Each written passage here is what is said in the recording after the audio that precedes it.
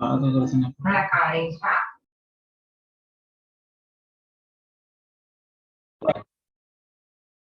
Rajya Sabha elections काय, आता तुम्ही करंटली बघितलं असेल ना की महाराष्ट्रामध्ये ह्याच्यावरनं पॉलिटिक्स खूप सारं झालं है ना. महाराष्ट्र में बहुत सारा पॉलिटिक्स इसके वजह से हुआ.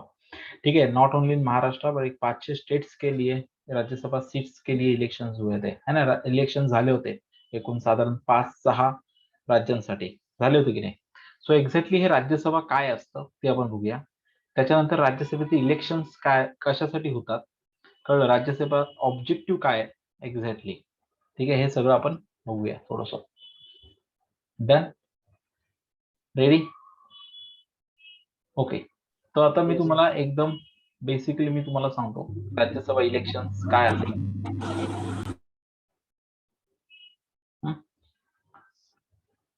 ओके, ठीक है. राज्यसभा एक है बाय कैमरल है. जसं बाय कैम सी हमारा पार्लिमेंट जी आपली पार्लमेंट काय आपली एक पार्लमेंट आहे राईट. सो पार्लमेंटचे दोन, आपली पार्लमेंट ही बाय कॅमरल आहे. बाय कॅमरल म्हणजे 2 हाऊसेस. किती आहेत? 2 हाऊसेस आहेत आपल्या पार्लमेंटमध्ये. ठीक आहे, एकाला म्हणतो आपण लोकसभा. ठीक आहे, ज्याला इंग्लिशमध्ये ज्याला आपण दुसरं नाव निवडतो लोअर हाऊस. काय म्हणतो आपण त्याला? Lower house. ठीक आहे, and second one is Rajya Sabha. ठीक आहे, and second one is Rajya Sabha. राज्यसभेला आपण म्हणतो अप्पर हाऊस. काय म्हणतो? अप्पर हाऊस है ना. करेक्ट आहे. ठीक आहे. सो आता ऑब्जेक्टिव्ह काय असतो लक्षात ठेवा. बाय कॅमरल मध्ये ही जे लोकसभा आहे ना, इथे रिप्रेझेंटेटिव्ह ऑफ पीपल असतात. काय असतात? Representative of peoples. करेक्ट आहे, रिप्रेझेंटेटिव्ह ऑफ पीपल्स. म्हणून तुम्ही जे लोक निवडून देता बरोबर आहे ना, आणि ह्यांना कोण इलेक्ट करतं? कोण इलेक्ट करतं? एव्हरी 5 इयर्स मध्ये हे इलेक्ट होतात राईट, है की नाही. एव्हरी 5 इयर्स मध्ये कळलं ह्यांचं इलेक्शन होतं. कळलं. आणि हे कोणा थ्रू इलेक्ट होतात? हे कोणा थ्रू इलेक्ट होतात? Direct election, direct elected by people है ना. They are representative directly elected by people right. जसं आपण देतो लोकसभा इलेक्शन ज्याला आपण म्हणतो बरोबर आहे राईट. आणि ह्याला आपण काय म्हणतो? Member of parliament. काय म्हणतो? एमपी लोकसभा. ह्याला काय म्हणतो आपण? एमपी लोकसभा. एवढं क्लिअर झालं? एवढं क्लिअर झालं? ठीक आहे. तो सेंट्रल गव्हर्नमेंटला चालवण्यासाठी तुम्ही हे काय करता? तुम्ही हे इलेक्ट करून देता पार्लमेंटमध्ये. हे करेक्ट आहे?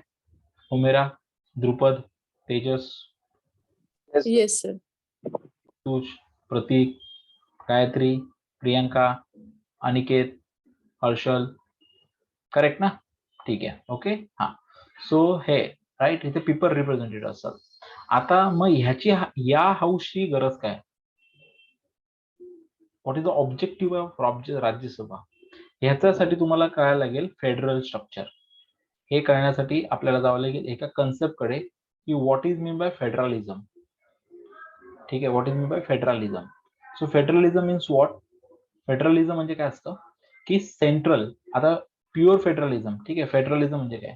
एक्झाम्पल जर आपण बघितलं pure federal state, pure federal स्टेटचं जर आपण एक्झाम्पल बघितलं तर ते एक्झाम्पल आहे युएसए. ठीक आहे, तर ते एक्झाम्पल कसलं आहे? USA is a pure federal state. ठीक आहे, ओके. म्हणजे फेडरल स्टेट म्हणजे काय? Federal United States of America. या USA, United States of America. Okay. Okay, United States of America is a pure federal state. ठीक आहे, so pure federal means what? हा, listen the story. हा, so United States of America कसं तयार झालं? त्यांचं एक वसाहती होते, कॉलनीज होत्या राईट. जेव्हा त्यांचे व्यापारी होते, व्यापारी म्हणजे त्यांचे जे ट्रेडर्स लोक होते त्यांच्या, ज्यांनी युएसए जाऊन सेटल झाले होते करेक्ट, त्यांचा सिनेरिओ काय झाला होता की जेव्हा युएसए फॉर्मेशन होत होती बरं, म्हणजे युएसएच्या अगोदरची सांगतो तुम्हाला, तेव्हा तिथे युरोपचीच कॉलनीज होत्या ना. ठीक आहे. सो युएसए मध्ये काय होतंय, जे कॉलनीज होत्या त्या सगळ्या युरोपच्या कॉलनीज होत्या मेनली. तर ह्या व्यापाऱ्यांनी काय डिसाईड केलं, की आपण इकडे सगळं कष्ट करतो. ठीक आहे. आपण खूप सारी मेहनत करतो इकडे. पूर्ण युएसए आपण म्हणजे आपल्या एरियामध्ये आपणच काहीतरी डेव्हलपमेंट करतो आणि आपण टॅक्सेस कशाला पेड करायचे युएसएला? है ना? युएसएला टॅक्सेस का पेड करायचे? आपलं सॉरी युरोपला टॅक्सेस का पेड करायचे? यूकेला टॅक्सेस का पेड करायचे? कळलं? तर आपण जे व्यापारी आहोत, तर आपल्या सगळ्या गोष्टींची म्हणजे रोड, रस्ते म्हणजे जी डेव्हलपमेंट आहे युएसएची म्हणजे त्या एरियाची सगळी डेव्हलपमेंट कोण करणार? म्हणजे हा एरिया होता त्यांचा कॅनडा वगैरे, तर ह्याचा हा सगळी सो इथे कॉलनीज होत्या. तर ह्या कॉलनीजने असं डिसाईड केलं, की युरोप तर इकडे आहे, एवढा लांब आहे युरोप, राइट? ठीक आहे. तर मग ह्या लोकं आपल्याकडनं टॅक्सेस घेतात, पण डेव्हलपमेंट करत नाहीत. तर मग ऑब्जेक्टिव्ह काय त्यांचा टॅक्सेस घेण्यामागचा? बरोबर आहे. म्हणून ह्यांनी काय केलं, ह्यांनी हे जे कॉलनीज होत्या, सो टोटल 13 कॉलनीज होत्या सुरुवातीला. त्या कॉलनीजनी काय केलं, वॉर केलं. बरोबर ह्यांच्यासोबत आणि त्यातलं म्हणजे की आम्ही टॅक्स पे नाही करणार. एक्झाम्पल एवढंच होतं, की तुमचा आमचा काही संबंध नाही. तसंही आम्ही तुम्हाला काही दिलं, तरी तुम्ही आमच्याशी भांडण करता. राइट? आणि त्या बेसिसवरती हे स्टेट जो आहे यूएसए तो पूर्ण वेगळा झाला.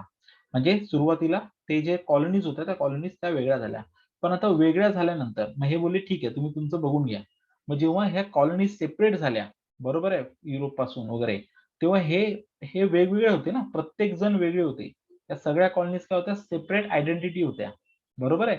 मग त्यांनी डिसाईड केलं, की आता जर आपण सेपरेट आयडेंटिटी आहे, पण आपण राहणार कसं काय? कारण आता आपल्याला डिफेन्स लागेल, बँक लागेल, सगळ्या गोष्टी लागतील.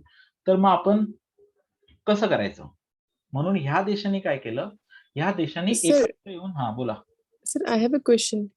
These colonies you mentioned here is from Europe in USA correct. who refused to pay the tax, right? Yes, yes. Okay.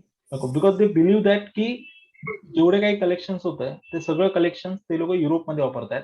On that point ते लोकं इकडे कुठलीच डेव्हलपमेंट करत नाहीयेत. ओके. ठीक आहे. आणि त्याच्यासाठी ते काय करतात, रिव्हॉल्ट करतात. ठीक आहे, की इट्स अ अनजस्टिस की आमच्याकडनं टॅक्सेस कलेक्ट करा आणि आमच्याकडे लक्षच देऊ नका. आलं लक्षामध्ये. सो अशा पद्धतीने ते काय करतात, ते वॉर. सो हे जेव्हा वॉर डिक्लेअर करतायत, ठीक है, जब ये वो वॉर डिक्लेअर हाँ, वॉर हुआ अभी खत्म हुआ. तो इन्होंने डिसाइड किया कि अगर ये वॉर हम लोगों ने जीता भी है, तो अभी चलाएंगे कैसे देश को? मतलब अपना जो एरिया है वो किस पे चलेंगे? इसमें डिफेंस लगेगा, सब कुछ लगेगा. तो उन्होंने डिसाइड किया चलो एक साथ आके एक देश बनाते हैं. तो उनके कॉलोनीज जो थे 13 कॉलोनीज, वो लोग एक साथ आए और एक साथ आके उन्होंने एक एग्रीमेंट किया. क्या किया? एक कॉन्ट्रैक्ट किया, एक एग्रीमेंट किया या फिर एक कॉन्ट्रैक्ट किया और उस कॉन्ट्रैक्ट के साथ उन्होंने एक नेशन को बनाया। ठीक है? कि ये जो भी थे और इन्होंने खुद को कहा कि हम लोग एक-एक स्टेट है, ठीक है? स्टेट मतलब क्या? एक ज्योग्राफिकल पावर है, हम लोग एक-एक स्टेट है और हम लोग एक साथ आके हम लोग एक देश बनाएँगे। ठीक है? और ये हमारा देश रहेगा। तो इन्होंने क्या किया था, अपना-अपना जो एरिया था, उसको डिवाइड कर लिया, करेक्ट? और उन्होंने अपना एक नेशन बनाया। तो यूएसए कैसे बना है कि कुछ लोग आए, उन्होंने एक कंबाइन एक ऑब्जेक्टिव उन्होंने रखा और उसको अचीव करने के लिए, ठीक है, कि खुद को प्रोटेक्शन चाहिए, डिफेंस चाहिए सब और एक देश को बनाया, करेक्ट? तो कॉलोनीज़ ने आया मतलब स्टेट एक साथ आके नेशन बनाया यूएसए। तो जब वो एग्रीमेंट कर रहे थे, it's like a simple marriage. तो वो जब एग्रीमेंट करके एक साथ देश बनाया ना, तो उन्होंने सब कुछ पावर्स पूरी की पूरी पावर उन्होंने देश के लिए नहीं दी, सेंट्रल गवर्नमेंट के पास नहीं दिया उन्होंने। उन्होंने बोला कि सेंट्रल गवर्नमेंट को उतना ही हम लोग देंगे क्योंकि हमारा एक अलग इंडिपेंडेंट एक हमारा नेचर है, ठीक है? हम लोग इंडिपेंडेंट हैं। हम लोग एक साथ क्यों आए? क्योंकि हम लोग अकेले-अकेले नहीं रह सकते। इसीलिए हम लोग एक साथ आ चुके हैं, करेक्ट है? ठीक है? अगर हम लोग एक साथ आ चुके हैं, तो हम लोग सब कुछ हम लोग देश के हवाले नहीं करेंगे, क्योंकि देश को हम लोगों ने तैयार किया है। तो हमारे लिए जितना ज़रूरी है, उतना ही पावर हम लोग सेंट्रल गवर्नमेंट को दे देंगे, करेक्ट है? तो इसीलिए यूएसए का जो कॉन्स्टिट्यूशन है, वो 10 पेजेस के अंदर खत्म हो जाता है, क्योंकि उसमें सिर्फ इतना ही लिखा है कि सेंट्रल गवर्नमेंट के पास क्या पावर है। इसलिए सेंट्रल गवर्नमेंट के कुछ एरिया है, वो सेंट्रल गवर्नमेंट कभी भी किसी भी स्टेट के अंडर नहीं कंट्रोल मतलब कोई भी स्टेट को कंट्रोल नहीं कर सकता।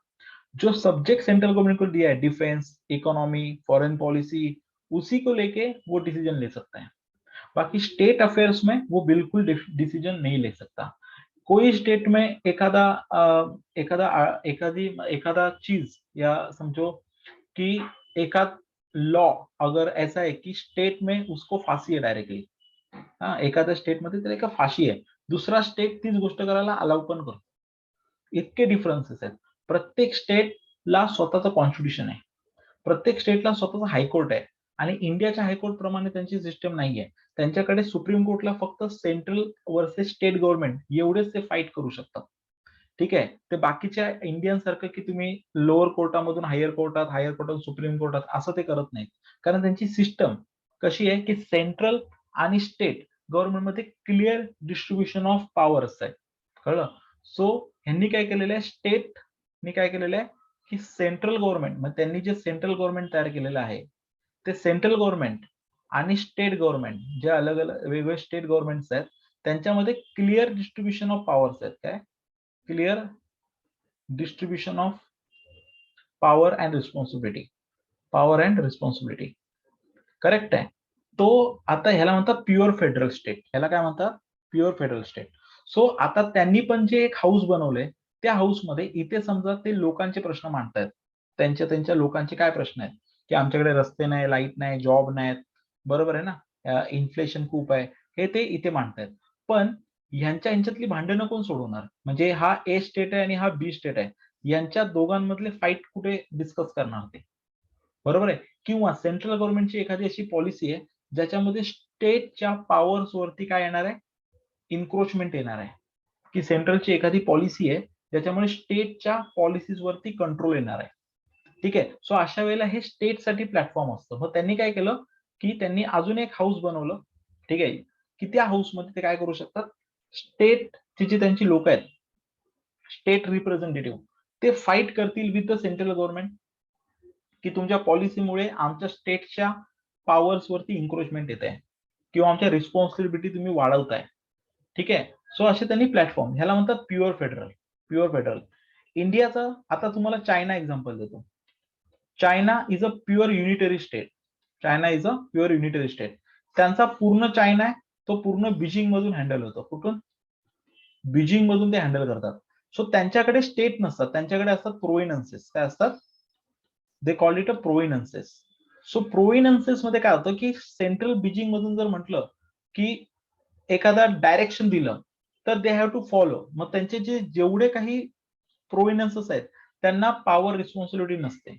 ठीक आहे. सो प्रोव्हिन्सेस काय करतात, just implement the central government instruction, just implement the central government instructions. ठीक आहे. There is no power and responsibility, there is no clear cut power and responsibility to the provinces. ठीक आहे. So just implement the central government policies. ह्याला म्हणतात unitary system. ह्याला काय म्हणतात? Unitary system. Okay. So now India, in a case of India we are not pure federal, we are not unitary, so we are a quasi federal. India, India's nature is a quasi federal. So quasi, what you mean by quasi federal? ठीक आहे. So India, Canada, ठीक है. So in an example India and Canada, ठीक है, we are a quasi federal. So what you mean by quasi federal? Quasi federal मतलब कि आपको federal मतलब यूएसए में जैसे क्लियर कट रिस्पॉन्सिबिलिटी है, यूएसए में जैसे क्लियर कट पावर डिस्ट्रीब्यूशन है between the central government and state government, वो भी फीचर्स इंडिया में आपको दिखते हैं अपने पॉलिटिकल स्ट्रक्चर में. एज वेल एज कुछ केसेस में ऐसे भी दिखता है कि सेंट्रल गवर्नमेंट को सबसे ज्यादा पावर है. ठीक है. तो हमारे पास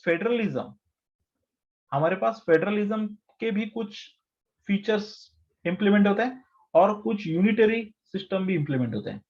ठीक है. जैसे कि एग्जांपल मैं बताता हूं आपको कि जब गवर्नमेंट को जीएसटी लागू, समझो इमरजेंसी लागू हुआ, तो आपको स्टेट को कोई पावर नहीं रहता, सब पावर किसको चले जाते हैं? सेंट्रल गवर्नमेंट को चले जाते हैं जब आपके यहाँ पे इमरजेंसी डिक्लेयर होता है. कुछ एक्ट में ऐसा होता है कि सेंट्रल गवर्नमेंट के पास ज्यादा पावर है. हमारा जो सेंट्रल लिस्ट है उस सेंट्रल लिस्ट में सबसे ज्यादा पावर सेंट्रल गवर्नमेंट को है. Central government can interfere in state affairs. ठीक है. सो कुछ लेवल तक, या अगर एक लिमिट के अगर कोई इमरजेंसी है या फिर कुछ स्टेट अगर सेंट्रल गवर्नमेंट को अलाउ करते हैं तो स्टेट अफेयर्स में या फिर स्टेट लिस्ट में क्या कर सकता है, सेंट्रल गवर्नमेंट इंटरफेयर करता है. ठीक है. कुछ लेवल पे ऐसे भी दिखता है हमें कि कि समझो कॉन्करेंट लिस्ट है, एक ऐसा लिस्ट है कि जिसमें central government and state government दोनों अपने अपने लॉज बना सकते हैं, दोनों अपने अपने पावर को यूज कर सकते हैं। पर जब सेंट्रल गवर्नमेंट पावर को यूज करने लगता है तो स्टेट गवर्नमेंट को वहां पे से नहीं रहता। सो ऑटोमेटिकली लोग कहते हैं कि अरे ये तो यूनिटरी सिस्टम है, सब पावर तो सेंट्रल गवर्नमेंट के पास जा रहा है, स्टेट के पास क्या है। पर अगर दूसरी तरफ देखा जाओ तो स्टेट गवर्नमेंट, मतलब जब जीएसटी पास हुआ था तो सिर्फ सेंट्रल गवर्नमेंट के पार्लियामेंट में पास करके कुछ फायदा नहीं था, उनको स्टेट गवर्नमेंट से भी परमिशन लेना जरूरी था। करेक्ट है, इसके अलावा वो जीएसटी को इंप्लीमेंट ही नहीं कर पाते। मतलब कुछ लॉज ऐसे दिखते हैं, कुछ सब्जेक्ट ऐसे दिखते हैं, कुछ टॉपिक ऐसे दिखते हैं कि जहां पे ऐसे दिखता है कि आपके स्टेट को सबसे ज्यादा पावर है। ठीक है, तो फेडरलिज्म लोग मानते हैं कि हाँ इंडिया में फेडरल स्ट्रक्चर है। कुछ केसेस में ऐसे दिखता है कि स्टेट को पावर नहीं है, सेंट्रल गवर्नमेंट उस सब्जेक्ट में, पर्टिकुलरली उस सब्जेक्ट में सेंट्रल गवर्नमेंट को ज्यादा पावर है। सो इंडिया जब हम लोगों ने बनाया, कॉन्स्टिट्यूशन बनाया, तो हम लोगों ने बैलेंस रखा बेसिकली, कि जहां पे स्टेट गवर्नमेंट को पावर चाहिए वहां पे स्टेट गवर्नमेंट को पावर दिया, जहां पे ऐसे लगा कि स्टेट गवर्नमेंट को हम लोग पावर नहीं दे सकते, नहीं तो फिर क्या होगा कि यूएससी की तरह हम लोग एग्रीमेंट के साथ नहीं बनाए ना देश, हमारा देश बना और फिर हम लोगों ने उसको एडमिनिस्ट्रेशन करने के लिए उसको स्टेट में डिवाइड किया। इसलिए हमारे यहाँ पे स्टेट डिवाइड होता है, जैसे जम्मू कश्मीर का डिवीजन हुआ है ना, पहले महाराष्ट्र गुजरात एक साथ था, फिर गुजरात अलग हुआ, महाराष्ट्र अलग हुआ, एमपी में पहला छत्तीसगढ़ था, वो हुआ, बिहार में झारखंड था, झारखंड स्टेट अलग हुआ। तो हम लोगों ने हमारे देश में जो स्टेट बने हमारे इसमें, वो कॉन्ट्रैक्ट करके नहीं बने कि सर तमिलनाडु, केरला, महाराष्ट्र, गुजरात ऐसे 29 स्टेट एक साथ आके एग्रीमेंट करके हमारा देश नहीं बना। हमारा देश बना, फिर उसको इम्प्लीमेंट करने के लिए हम लोगों ने स्टेट्स को बनाया।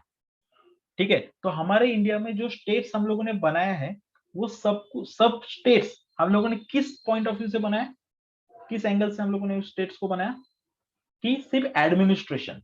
ठीक आहे, फक्त ऍडमिनिस्ट्रेशन करता यावं म्हणून ते बनवलेलं आपण, अग्रीमेंटनी नाही बनवलेलं. करेक्ट आहे.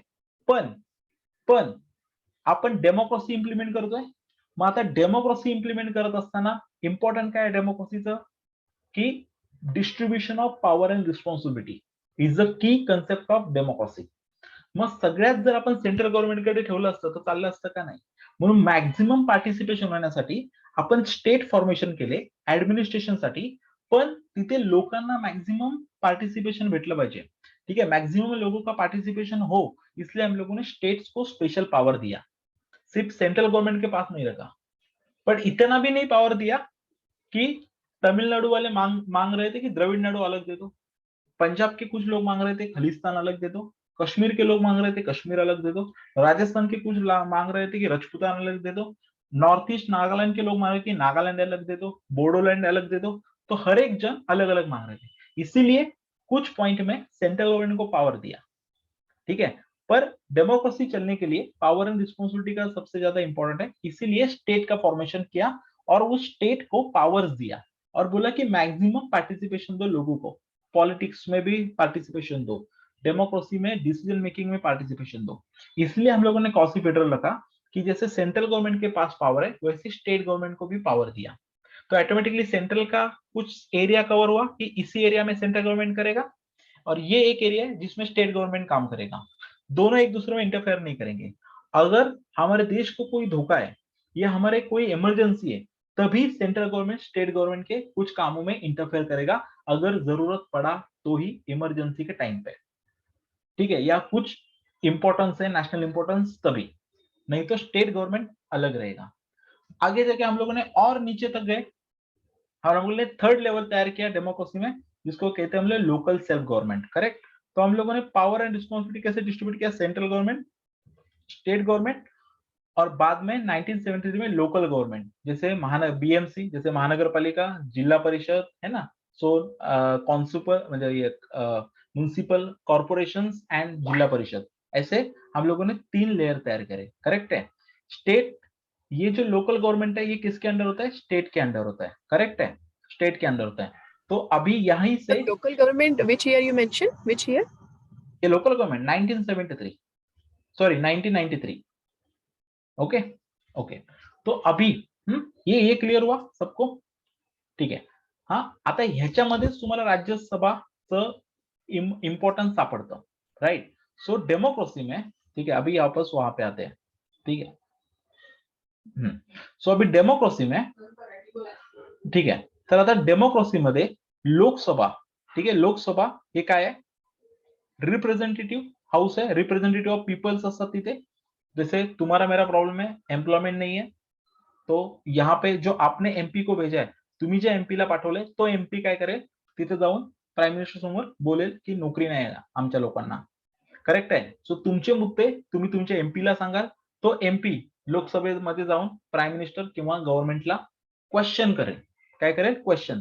सो लोकांचे जे क्वेश्चन्स असतात, लक्षामध्ये, लोकांचे क्वेश्चन्स जे असतात ते कुठे सॉल्व्ह होतात? प्रॉब्लेम सॉल्व्हिंग कुठे होते? लोकांचे प्रॉब्लेम सॉल्व्हिंग हे राज्यसभेत होते, कुठे? लोकसभेत होते. कुठे होते? लोकसभेत. म्हणून लोक डायरेक्टली इलेक्ट करतात लोकांना, बरोबर आहे, आपण इलेक्ट करतो. पण जसं हे तुमचे प्रश्न मांडले तसे राज्यांचे प्रश्न कसे मांडणार? जसं महाराष्ट्रात सीएम ऑलवेज सेड की आम्हाला आमचे जीएसटीचे पैसे नाही आलेत, बरोबर आहे, आणि महाराष्ट्र गव्हर्नमेंट कंटिन्युअसली सेंट्रल गव्हर्नमेंटशी फाईट करतं, बरोबर आहे. सेंट्रल गव्हर्नमेंट महाराष्ट्र गव्हर्नमेंटशी फाईट करते. तिकडे हे कर्नाटकवाले fight with central government, right? ठीक आहे, राईट की नाही? ठीक आहे. Punjab government fight with, Delhi government fight with central government. मग हे फायटिंग कुठे करणार? राईट? कुठे तुम्ही राज्य ऍज अ स्टेट म्हणून स्टेट गव्हर्नमेंट सेंट्रल गव्हर्नमेंटशी कुठे फाईट करणार? कळलं? कुठे आर्ग्युमेंट्स करणार? सो स्टेट गव्हर्नमेंटला है ना, असं महाराष्ट्राचे काही इश्यूज आहेत की आम्हाला जीएसटीचे पैसे नाही आले, आम्हाला एम्प्लॉयमेंट मध्ये आमच्याकडे फंडिंग येत नाहीये, आम्हाला टॅक्स रेव्हेन्यू नीट मिळत नाहीये, टॅक्स डिस्ट्रीब्युशन आमच्याकडे नीट होत नाहीये, फायनान्स आमच्याकडे नीट येत नाहीये. सो महाराष्ट्र गव्हर्नमेंटला असं वाटलं की आपल्याला सेंट्रल गव्हर्नमेंट बद्दल फाईट करायचंय किंवा सेंट्रल गव्हर्नमेंटची काही पॉइंट आर्ग्युमेंट करायचे आहेत, राईट? किंवा सेंट्रल गव्हर्नमेंटचा एखादा असा लॉ आहे ज्याच्यामुळे ते स्टेट वरती इन्क्रोचमेंट करतायत, स्टेटच्या पॉवर्स वरती इन्क्रोचमेंट करतायत. मग हे पॉइंट कुठे बोलायचे, राईट? तर ते कुठे बोलायचे? राज्यसभा. म्हणून हा प्लॅटफॉर्म क्रिएट केला गेला जिथे हे प्रोव्हिनन्सेसचे प्रश्न फाईट विचारले जाते. ठीक आहे. So it is a platform for provinces, it is a platform for states. ठीक आहे, की त्यांनी, म्हणून ही राज्यसभा. सो राज्यसभेमध्ये कोण असतात? Representative of states. सो राज्यसभेमध्ये कोण असतात? Representative of state government. Clear? ठीक आहे. Representative state government. म्हणून राज्यसभेचे इलेक्शन तुम्ही नाही देत. राज्यसभेच्या इलेक्शन मध्ये तुम्ही वोटिंग नाही करत. ठीक आहे. राज्यसभेच्या इलेक्शन मध्ये कोण करतं? हे रिप्रेझेंटेटिव्ह कोण पाठवतं? लाईक महाराष्ट्रामधून किती रिप्रेझेंटेटिव्ह जातात माहिती तुम्हाला? महाराष्ट्राची बाजू मांडायला, ठीक आहे, महाराष्ट्राचे रिप्रेझेंटेटिव्ह कोण कोण जातात माहितीये का? किती लोक जातात? असा कोटा ठरलेला आहे. काय ठरलेला आहे? ऍज पर द पॉप्युलेशन हे रिप्रेझेंटेटिव्ह किती असणार आहे, ठीक आहे, स्टेट गव्हर्नमेंटचे, हे पॉप्युलेशन वाईज ठरलेले आहे. So number of representation of the state, number of representation, ठीक आहे, ऑफ द स्टेट हे कोण डिसाइड करतं? By population, by state population. Okay, by state population. Correct आहे. तर आता मला सांगा, गोवा बाय स्टेट पॉप्युलेशन, ठीक आहे, इनडायरेक्टली अँड डायरेक्टली काय? And directly with the directly with Vidhan Sabha, number of Vidhan Sabha MLA, right? तो स्टेट पॉप्युलेशन. सो तुम्ही एवढंच लक्षात ठेवा की स्टेट पॉप्युलेशन नुसार ठरणार. सो समजा गोवा स्टेटची पॉप्युलेशन जास्त आहे का कमी आहे? अतिशय कमी आहे की नाही? Goa state, Arunachal Pradesh. So example Goa, किती पॉप्युलेशन आहे गोवाची? करेक्ट. गोव्याची पॉप्युलेशन किती आहे माहिती तुम्हाला? किती आहे गोवा पॉप्युलेशन? का फक्त गोव्याला जायचं माहितीये? ऍज पर 2021, ठीक आहे, at per the 22 population, current population is 15 lakh. Current population is 15 lakh only. Goa population, ठीक आहे. सो गोवाची एमएलए, सो त्यांची जी विधानसभा आहे, जशी महाराष्ट्राची विधानसभा आहे, ठीक आहे. So Goa total MLA seats माहिती तुम्हाला गोव्याची किती आहेत? गोवा एमएलए सीट्स म्हणजे त्यांची विधानसभा किती आहे माहिती तुम्हाला? ओनली 40 सीट्स आहेत. किती? Only 40 MLA. Member of legislative assembly, 40 MLA ची त्यांची विधानसभा आहे. ठीक आहे, ओनली 40 MLA. सो ऑटोमॅटिकली ह्या कॅल्क्युलेशन नुसार ठीक आहे, त्यांची सीट त्यांना राज्यसभेमध्ये रिप्रेझेंटेशन किती मिळणार? Representation of the state in the Rajya Sabha only 1. किती? So only one member represent Goa in Rajya Sabha. So गोव्याचे प्रश्न, ठीक आहे, गोव्याचे प्रश्न केंद्रासमोर मांडणार कोण? Like if the central government sed की लिकर है ना, दारू, लिकर हे जीएसटीच्या अंतर्गत आणा किंवा लिकर वरती सेंट्रल गव्हर्नमेंट टॅक्स लावणार, तुम्हाला काय वाटतं, गोवा त्याला ऍग्री होईल का? नाही. नाही होणार का? कारण गोव्याचा रेव्हेन्यूज लिकर मधून आहे, टुरिझम आणि लिकर मधून आहे, बरोबर आहे ना? ठीक आहे, तर तोच मेन रेव्हेन्यू जर सेंट्रल गव्हर्नमेंटकडे गेला तर मग गोवा करणार काय? गोव्याचं सरकार चालणार कसं? ते डेव्हलपमेंट, कारण त्यांना फंड पाहिजे ना. सेंट्रल गव्हर्नमेंट प्रत्येकाला फंड देणार नाही त्यांना, मग त्यांना स्वतःचा रिसोर्सेस पाहिजे. मग आता त्यांच्या बाजूने गोव्याची बाजू सेंट्रल गव्हर्नमेंटकडे कोण मांडणार? असं फोन करून जायचं नसतं प्राईम मिनिस्टरकडे, त्यासाठी प्लॅटफॉर्म दिलेला आहे आणि तो प्लॅटफॉर्म म्हणजे काय? राज्यसभा. मग ज्या वेळेला मीटिंग्स असतात, ज्याला आपण सिटिंग म्हणतो, जेव्हा सिटिंग असतात त्यावेळेला गोवाचा एमपी काय करेल? रिप्रेझेंट करेल गोव्याला, गोव्याच्या इश्यूला. तो लोकांची इश्यू नाही मांडणार तिकडे की आमच्याकडे रस्ते नाहीयेत, लाईट नाहीये, पाणी नाहीये. त्यासाठी गोव्यामधून एमपी आलेले आहेत. कळलं? लोकांचे प्रश्न गोव्याचे एमपीज इकडे सॉल्व्ह करतील लोकसभेत. कळलं? की आमच्याकडे सिक्युरिटीचा इश्यू आहे, आमच्याकडे फंड नाहीये, आमच्याकडे नोकऱ्या नाहीयेत, आमच्याकडे हे नाहीये, आमच्याकडे ते नाहीये. पण गोव्याच्या गव्हर्नमेंटची बाजू कोण मांडतंय? तर गोव्यामधून जो एक माणूस गेलेला आहे, रिप्रेझेंटेटिव्ह गेलेला आहे स्टेटसाठी राज्यसभेत, तो मांडणार. महाराष्ट्राची बाजू कोण मांडणार? महाराष्ट्राचे लोक मांडणार आहेत. आलं लक्षात? काय डाऊट? No sir.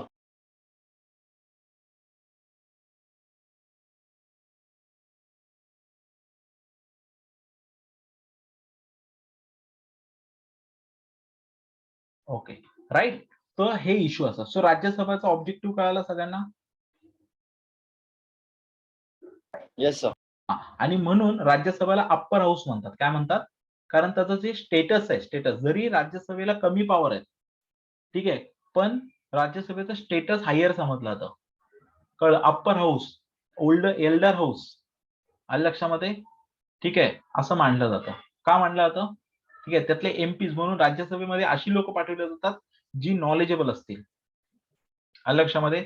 ज्यांना सेंट्रल गव्हर्नमेंट वर्सेस स्टेट गव्हर्नमेंटचे लॉ समजतात, ज्यांना फायनान्स कमिशन कळते, आलं लक्षामध्ये? ज्यांना रेव्हेन्यू कळतो, ज्यांना स्टेटचे इश्यूज कळतात, ज्यांना स्टेट गव्हर्नमेंटचे, कारण ते जे डिस्कशन्स असतात ते खूप वरच्या लेवलला चालतात, राईट? ते चालतात dispute between the central government and state government, dispute between the revenue distribution, distribution of power and responsibility, correct? ह्याच्यावरती ते चालतात. कळलं? त्याच्यामुळे तिथले जे रिप्रेझेंटेटिव्ह असतात ते जास्त रिस्पेक्टेबल पाहिजे असतात. कळलं? हे असतं. आणि त्यांना म्हणून स्टेटची बाजू म्हणून त्यांची इलेक्शन कशी होते? त्यांची इलेक्शन, सो राज्यसभा एमपीला कोण निवडतं? लोकसभा एमपीला तुम्ही निवडता, बरोबर आहे? पण राज्यसभा एमपीला कोण निवडतं? हू इलेक्ट राज्यसभा एमपी? तर स्टेट गव्हर्नमेंट इलेक्ट, राईट? तो आता मला सांगा स्टेट मध्ये कोण असतं? मग आता हे आपलं स्टेट आहे, राईट? स्टेट आहे, समजा हे आहे महाराष्ट्र स्टेट. आता महाराष्ट्र स्टेट पण काय आहे? महाराष्ट्र स्टेटची जी असेंब्ली आहे, बरोबर आहे, तर आपली जी असेंब्ली आहे ती पण बायकॅमरल आहे महाराष्ट्रामध्ये. कळलं? प्रत्येक स्टेटला बायकॅमरल नसते. काही स्टेटला आपल्याकडे, काही स्टेट हे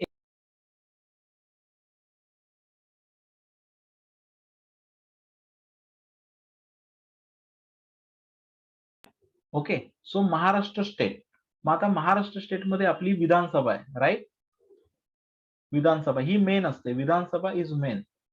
ठीक आहे, Vidhan Sabha we call it a lower house, स्टेटचं लोअर हाऊस आहे इथे.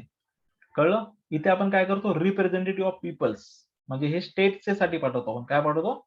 रिप्रेझेंटेटिव्ह ऑफ पीपल इथे बसतात, ऑफ पीपल, राईट? तर हे जे लोक आहेत है ना, हे रिप्रेझेंटेटिव्ह आहेत ना लोक आपले राज्याचे. सो ही लोक जे आहेत रिप्रेझेंटेटिव्ह ऑफ पीपल इन विधानसभा, कळलं? ज्याला आपण एमएलए म्हणतो, मेंबर ऑफ लेजिस्लेटिव्ह असेंब्ली, मराठीमध्ये त्याला आमदार म्हणतो.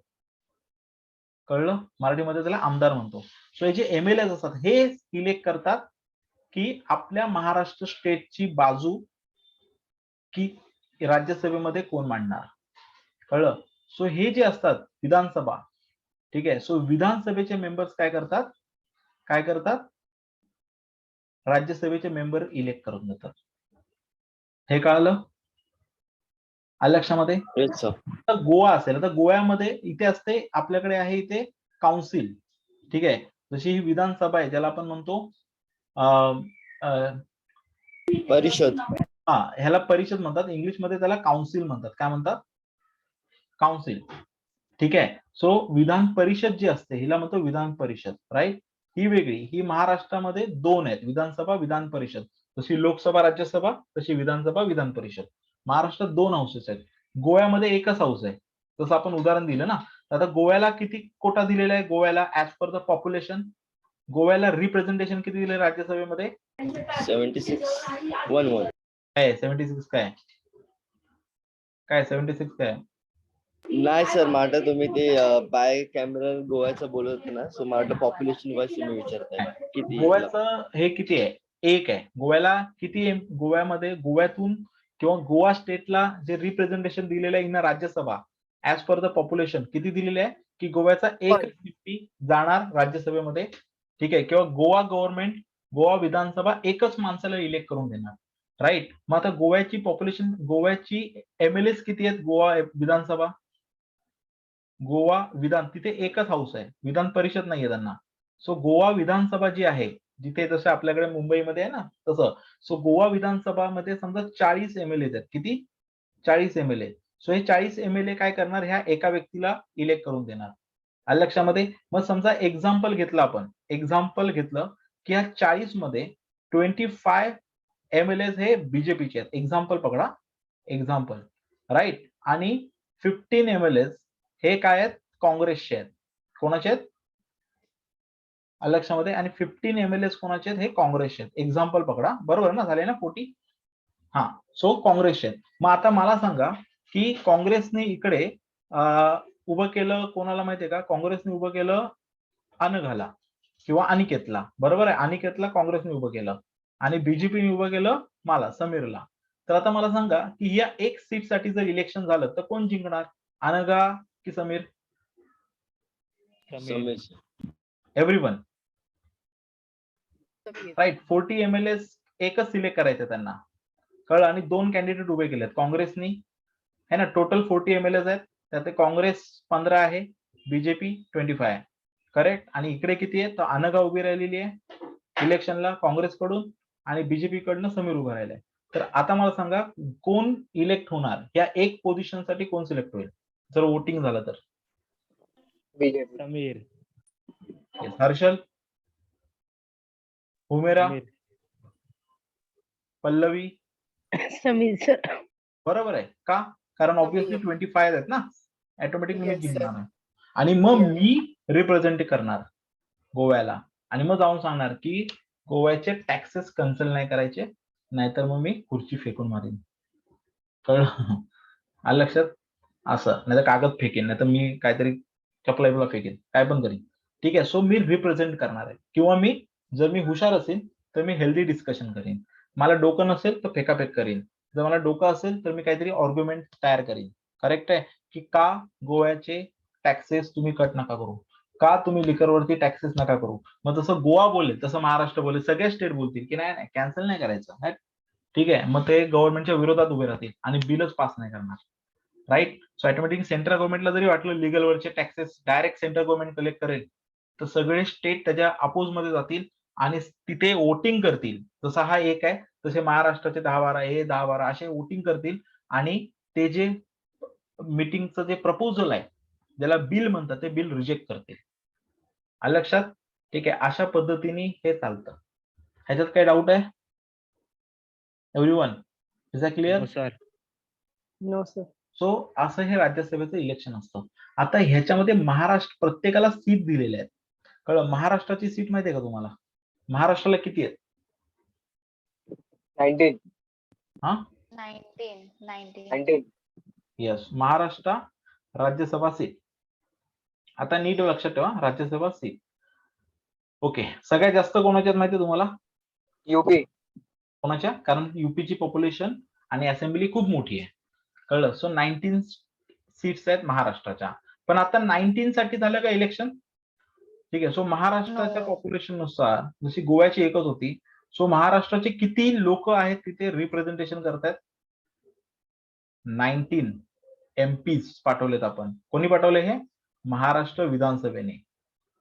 ठीक आहे. सो महाराष्ट्राची जसं गोव्याचं आता बघितलं ना आपण तसं की समीर जिंकला, तसं हे महाराष्ट्र विधानसभेकडून आतापर्यंत किती लोक निवडली गेलीत? 19. पण आता निवडली गेली का 19? काय मंडळी? हो सर. आता किती लोकांसाठी झालं फक्त? 6. मग बाकीचे कुठे आहेत? बाकीचे ऑलरेडी आहेत तिथेच. का? कारण लक्षात ठेवा, लोकसभेला ड्युरेशन असते. लक्षात ठेवा आता. ठीक आहे. लोकसभा जी आहे ना, एक मिनिट, लोकसभा जी आहे, लोकसभेला ड्युरेशन आहे. काय आहे? ड्युरेशन आहे. ड्युरेशन किती आहे? 5 इयर्स. आफ्टर एव्हरी 5 इयर्स है ना. सो आफ्टर 5 इयर्स काय होतं? हे डिझॉल्व्ह होते. काय होते? इज डिझॉल्व्ह होते. आणि डिझॉल्व्ह झाल्यानंतर पुन्हा न्यू इलेक्शन्स होतात, पुन्हा न्यू इलेक्शन होतात आणि पुन्हा न्यू मेंबर्स येतात, है ना. करेक्ट आहे की रॉंग आहे? बरोबर आहे. बरोबर आहे. सो Correct आहे, इकडे sir. विधानसभा असेल, इकडे लोकसभा असेल, राज्यामध्ये विधानसभा असेल, राईट. सो लोअर हाऊस जे असतात, लोअर हाऊस, त्या लोअर हाऊस मध्ये दर 5 इयर्सनी इलेक्शन्स होतात आणि त्या लोअर हाऊस मध्ये जे लोक येतात तेच तुमचे एक्झिक्युटिव्ह सिलेक्ट करून देतात. ते पण मी तुम्हाला एक्सप्लेन करतो. तीच लोक एक्झिक्युटिव्ह सिलेक्ट करतात, राईट. पण आता हे लक्षात ठेवा, पण जर राज्यसभा जे असते, राज्यसभा किंवा जे अप्पर हाऊस असतं, राज्यसभा, ठीक आहे. सो जे अप्पर हाऊस असतं, स्टेटसाठी काय अप्पर हाऊस कुठलं? स्टेटसाठी Vidhan Parishad. So Rajya Sabha upper house हे परमनंट हाऊस आहे. हे कधीच डिझॉल्व्ह होत नाही. हे काय? It is a permanent house. हे डिझॉल्व्ह होत नाही, कळलं? सो हाऊसला ड्युरेशन नसते. काय असतं? कळलं? हाऊसला ड्युरेशन नसते इथे. It is a permanent house, कळलं? ठीक आहे. पण ठीक आहे, पण मेंबर्सला असतं. काय असतं? मेंबर्सचा कालावधी असतो 6 इयर्स. किती असतो? 6 इयर्स. लोकसभेमध्ये कसं असतं? ठीक आहे, हाऊसला पण कालावधी किती असतो? हाऊसचा पिरियड असतो 5 इयर्स. सेम जो रिप्रेझेंटेटिव्ह आहे, जो मेंबर आहे याचा, ठीक आहे, त्या मेंबरचा पण काय असतो? 5 इयर्स असतो. ठीक आहे. In a case of lower house. ठीक आहे. So for central government, so for parliament is a Lok Sabha, for state is a Vidhan Sabha. Rajya Sabha is a permanent house. But हाऊसला ड्युरेशन नसतं. काय कळलं? हाऊसला ड्युरेशन नसतं, मेंबर्सला ड्युरेशन असतं. आणि ते ड्युरेशन किती असतं? 6 6 इयर्स. years. किती असतं? 6. पण ह्याची जेव्हा स्ट्रक्चर बनवलं गेलं, तेव्हा स्ट्रक्चर असं बनवलं गेलंय की काय होतं सांगा मला? किती वर्षांनी ह्याचे लोक निवडून जातात? एव्हरी 1/3. येस, 2 अडीच years. वर्षांनी. 2.5 वर्षांनी की 2 वर्षांनी? 2 years. 2 years. दोन 1/3 वर्षांनी बनतात. member एक हे तृतीयांश होतात. वर्षांनी निवड. हा. सो ऑटोमॅटिकली काय होतं? यातले 1/3 मेंबर्स, ठीक आहे ना. सो टोटल काय होतं? ऑटोमॅटिकली 1/3 मेंबर्स, हे लक्षात ठेवा, 1/3 मेंबर्स एव्हरी 2 इयर्स, बरोबर, आफ्टर काय होतात? रिटायर्ड होतात. काय होतात? रिटायर्ड होतात. ओके. आणि काय होतात? रिइलेक्टेड, म्हणजे त्यांची ड्युरेशन संपते. ठीक आहे. सो हे जे काही एव्हरी 1/3 मेंबर आहेत ते होतात ना 1/3 मेंबर, राईट. मग आता 1/3 मेंबर, आता बघा ना, महाराष्ट्राचे किती मेंबर आहेत? 19. सो 19च्या 1/3 किती झाले? Near by 6. So near by 6 member झाले की नाही? करेक्ट ना. टोटल मेंबर्स किती आहेत? टोटल तुम्हाला माहिती आहे का? राज्यसभेमध्ये टोटल मेंबर किती आहेत आपल्याकडे? हाऊस कॅपॅसिटी आहे राज्यसभेची 45. 50 है ना. सो राज्यसभेची हाऊस कॅपॅसिटी किती आहे? किती आहे राज्यसभेची कॅपॅसिटी? हाऊसची कॅपॅसिटी किती आहे? 250. 250 आहे. 250 आहे का? ही हाऊसची कॅपॅसिटी आहे की एवढं होऊ शकतं जेव्हा पॉप्युलेशन वाढेल. पण करंटली किती आहे? 245. 245 आउट ऑफ 12. हे जे 12 आहेत हे कोण आहेत? Nominated by, it is not elected, nominated by president. President. Yes, nominated by president. Like it is just the members of like art, culture, ठीक आहे, स्पोर्ट्स, की त्यांचा ऑब्जेक्टिव्ह असतं की समजा स्पोर्ट्स मध्ये समजा घेतला आपण तेंडुलकरला एक्झाम्पल. सो तेंडुलकरचं काम काय की त्याला स्पोर्ट्सच्या लोकांचे प्रॉब्लेम माहित आहेत ना, की स्पोर्ट्सच्या मुलांना गव्हर्नमेंट नोकरीमध्ये येण्यासाठी कॉम्पिटेटिव्ह एक्झाम्स एवढा अभ्यास नाही केला त्यांनी कधी, स्पोर्ट्सकडे फोकस केलं. मग त्यांनी तेंडुलकर म्हणून त्यांनी राज्यसभेमध्ये रिप्रेझेंट केलं आणि सांगितलं आमच्या स्पोर्ट्स पर्सनच्या मुलांना कमी मार्कामध्ये गव्हर्नमेंट नोकरीमध्ये घ्या, कारण स्पोर्ट्स माणूस लवकर रिटायर्ड होतो, मग तो आयुष्यभर काय करणार, मग ज्यांनी गोल्ड मेडल वगैरे जिंकले त्यांना तुम्ही गव्हर्नमेंटमध्ये घ्या. कळलं? मग त्यांनी स्पोर्ट्सवाल्यांची बाजू मांडली. मग त्यांनी म्हटलं की आम्हाला किट घेण्यासाठी, जो स्टेट प्लेअर असेल त्याला किट घेण्यासाठी सबसिडी द्या. बरोबर आहे. हे आर्ट वाले म्हणतील की आर्ट आणि कल्चरच्या लोकांना तुम्ही पेन्शन द्या, जे मोठे असतील त्यांना. सो हे काय करतील, आपापले जे एरियाज आहेत त्या एरियाला रिप्रेझेंटेटिव्ह करतील, कारण रिप्रेझेंटेशन इज अ की ऑफ डेमोक्रेसी ना. सो वेगवेगळ्या एरियाजला ते रिप्रेझेंट करतात. असे हे असतात. रिमेनिंग किती झाले आता? 233 है ना. कळलं? 233. सो हे जे 233 लोक आहेत, हा, हे टोटल मेंबर आहेत ज्यांना स्टेट इलेक्ट करून देणार आहे. सो हे एव्हरी 1/3 आहे ना, 233. सो करंटली 233 काय करतात? स्टेटला रिप्रेझेंट करतायत, स्टेटला रिप्रेझेंट करतायत. लक्षामध्ये. आणि ह्यातले 19 कोणाचे आहेत? महाराष्ट्राचे आहेत. कळलं? त्यातले 1/3 आता महाराष्ट्राने परत इलेक्ट करून दिले. सो टोटल 233 आउट ऑफ 1/3 जर पकडलं तर आता किती लोक रिटायर्ड झाले माहिती तुम्हाला? कितीसाठी इलेक्शन झाले आता? 2 इयर्सनी जर म्हटलं तर प्रत्येकाची ती ड्युरेशन संपतेच. कळलं? तर एवढ्या लोकांसाठी ते इलेक्शन होणार. ठीक आहे. म्हणजे आता महाराष्ट्रासाठी साधारणपणे 6 लोक म्हणजे 1/3 ते इलेक्ट झालेले आहेत. कळलं तुम्हाला? क्लिअर? ठीक आहे. सो हे आता रिप्रेझेंटेशन आहे तेवढे. मग युपीचे रिप्रेझेंटेशन, जेवढे काही स्टेट्स आपल्याला तेवढे पॉप्युलेशन वाईज आपण त्यांना रिप्रेझेंटेशन दिलेलं आहे आणि त्या 1/3 ते इलेक्ट होतात. कळलं? मग आता इलेक्शनची प्रोसेस बघूया. मला सांगा इथपर्यंत कळालं का सगळ्यांना? काही डाऊट असेल तर विचारा, कारण मी तुम्हाला आता इलेक्शनची प्रोसेस सांगतो, प्रोसेस कशी होते. Okay, sir. Yes. Sir. Hello, sir. काय डाऊट आहे साबिर? No, sir. क्लिअर ना? ओके. Hello, sir. हा, आता इलेक्शन कशाला, ह्याच्यामध्ये प्रोसेस काय? आता ही जी मेथड आहे आपल्याकडे, मेथड, ठीक आहे, मेथड आहे, त्या मेथडला काय म्हणतात माहिती तुम्हाला? ह्याला म्हणतात, एक म्हणजे ही इनडायरेक्ट आहे, ठीक आहे, ह्याला म्हणतात proportional representation with single transferable vote system. So राज्यसभेची जी इलेक्शन प्रोसेस आहे त्याचं पूर्ण स्टेटमेंट कसं आहे? It is a proportional representation. काय? Proportional representation.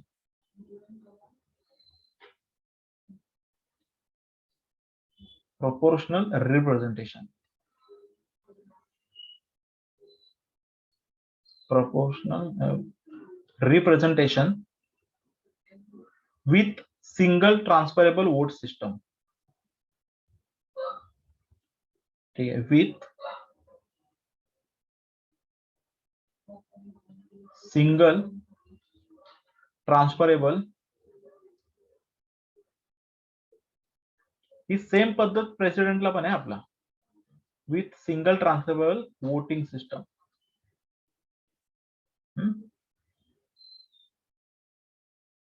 ठीक आहे. ओके. आता नीट लक्ष द्या. सो फर्स्ट डिकोड, आपण पहिले डिकोड करूया फर्स्ट स्टेटमेंट, प्रपोर्शनल रिप्रेझेंटेशन.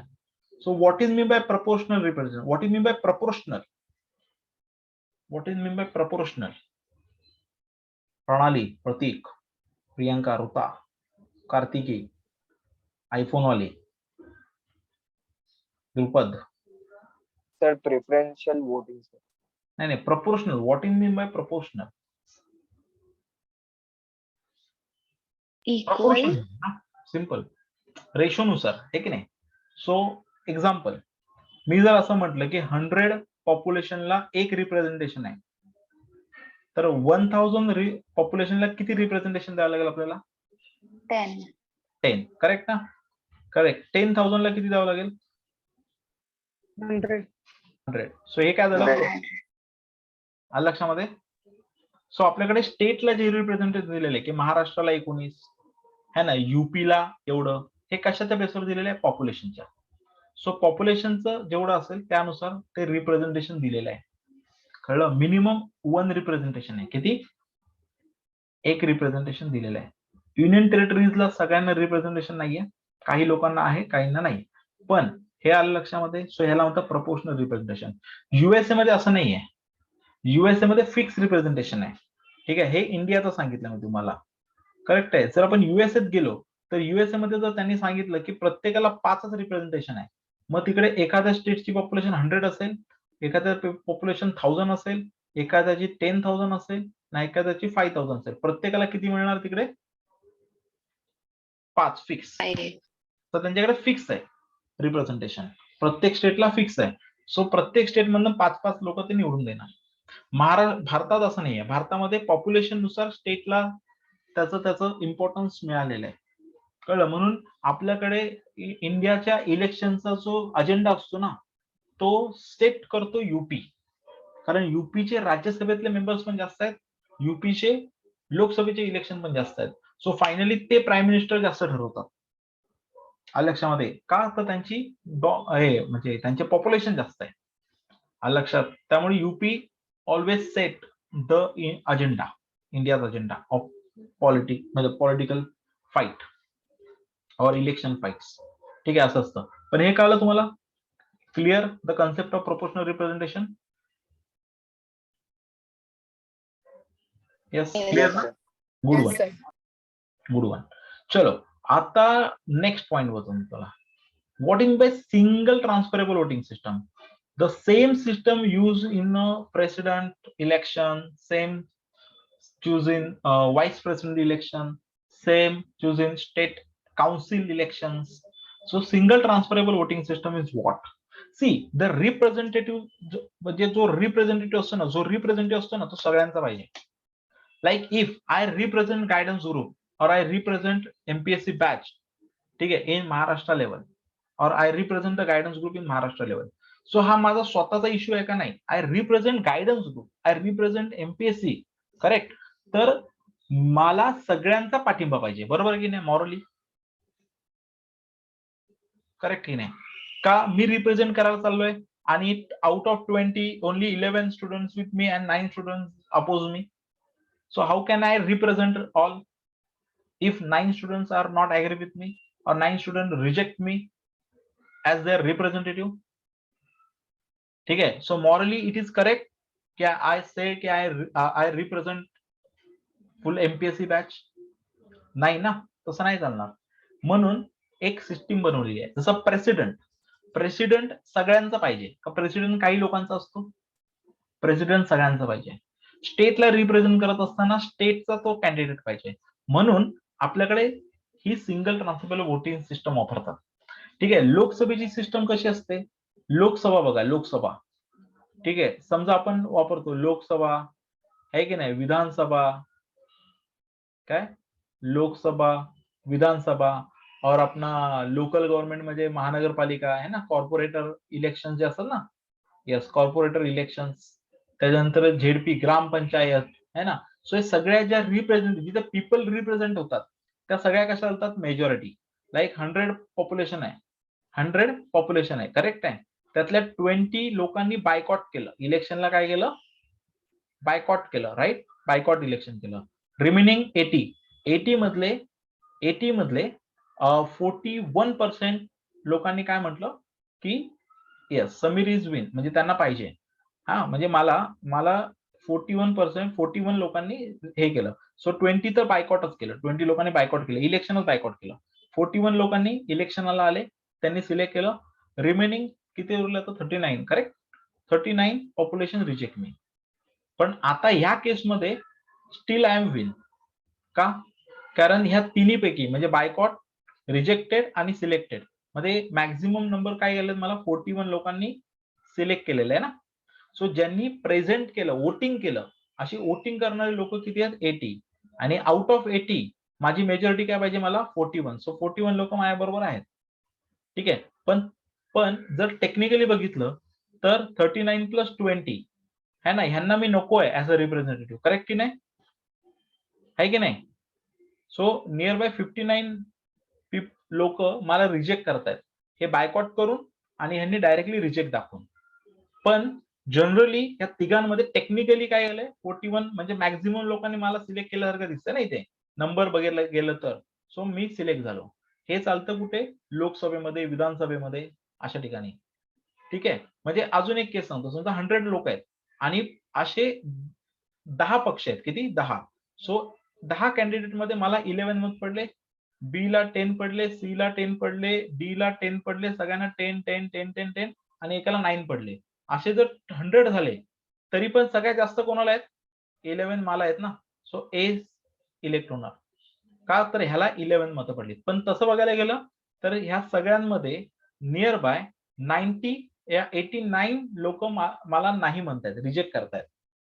पण टेक्निकली एक पर्सन बघायला गेलं तर मला 11 मत आहेत आणि तुम्हाला सगळ्यांना 10-9 10-9 10-9 आहेत, म्हणजे मी जिंकलो. हे कुठे चालतं असं इलेक्शन? डायरेक्ट इलेक्शन मेथड कुठे चालते? पीपल हाऊस मध्ये चालते. लोकसभा, विधानसभा, बरोबर आहे असं. पण जो स्टेट रिप्रेझेंटेटिव्ह, कारण तुम्हाला प्रत्येक एरियातून किती निवडायचा असतो? एकच तुम्हाला कोणतरी निवडून द्यायचा असतो. म्हणून ज्याला जास्त लोक म्हणतील तो मेजॉरिटीनुसार जातो. पण सिंगल ट्रान्सफरेबल वोटिंग सिस्टम कुठे वापरतात? ही जी सिस्टम आहे ही कुठे वापरतात? ही वापरतात प्रेसिडेंट इलेक्शन. आता येणार आहे व्हाईस प्रेसिडेंट इलेक्शन, राज्यसभा जे अप्पर हाऊस आहे ना ते, आणि विधान परिषद. ठीक आहे. तर आता बघूया आपण कसं इलेक्शन होतं ते. Single transferable vote.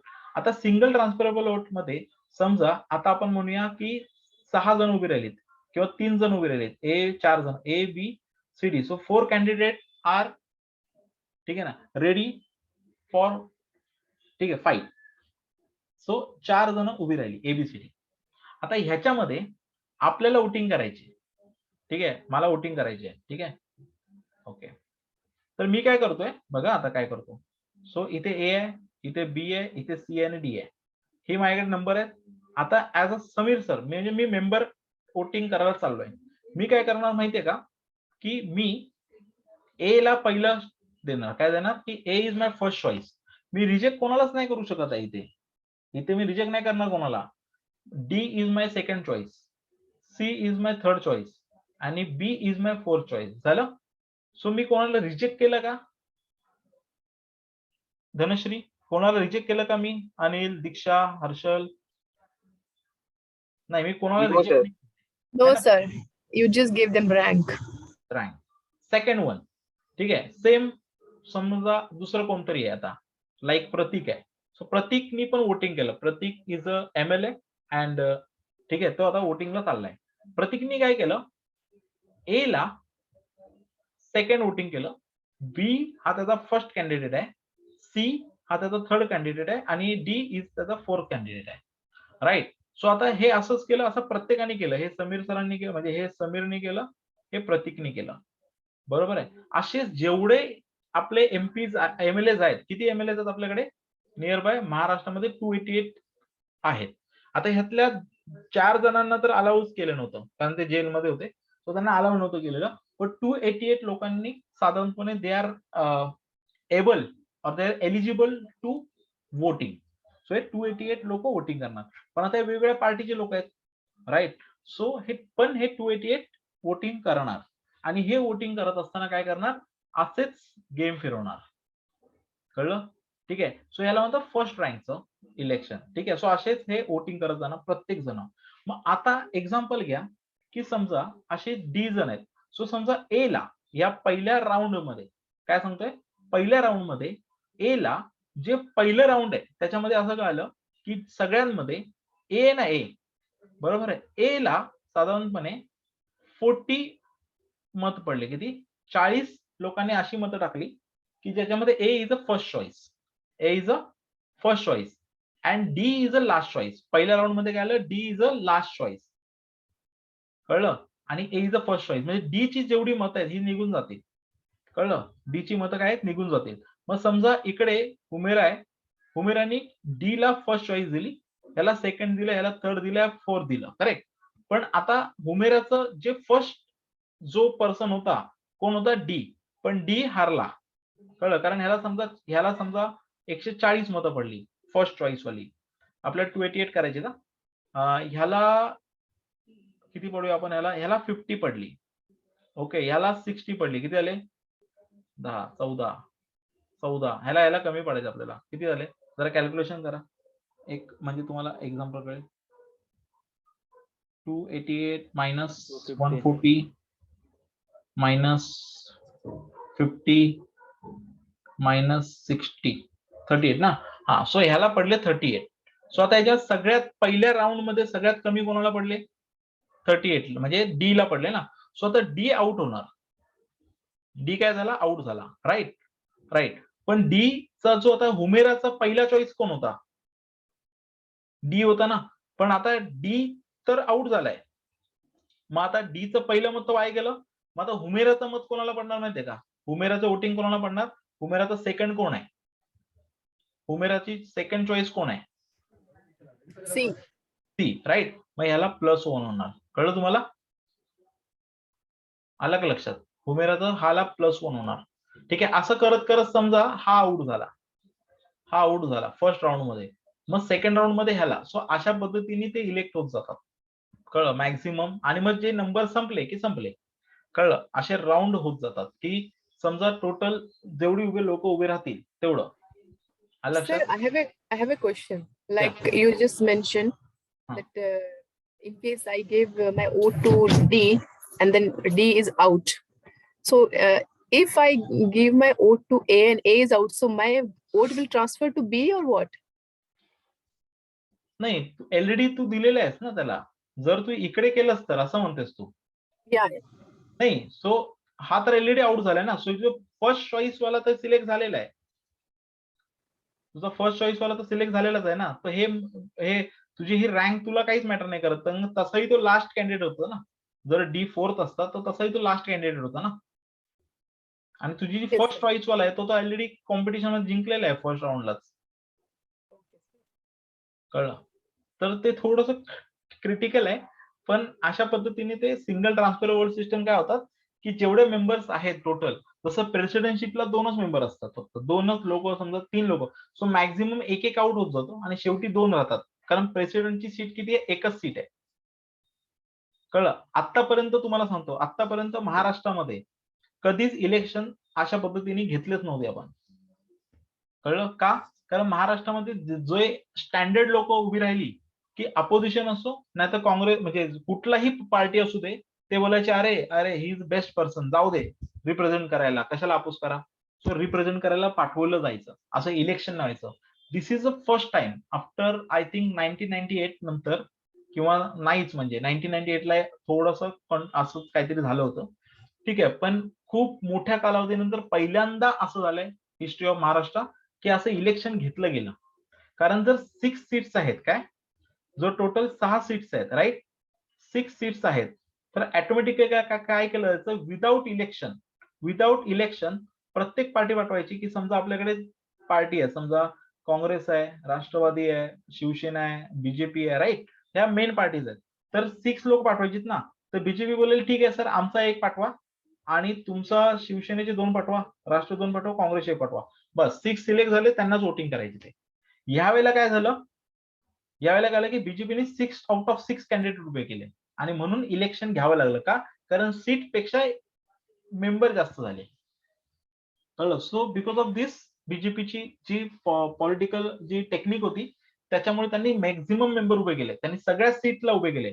मग ह्यांनी 2-2 उभे केले, बरोबर, हे 2-2 सीट्स उभे केल्या सगळ्यांनी, तो हे 6 झाले, आणि ह्यांनी एकट्याने 6 सीट उभ्या केल्या.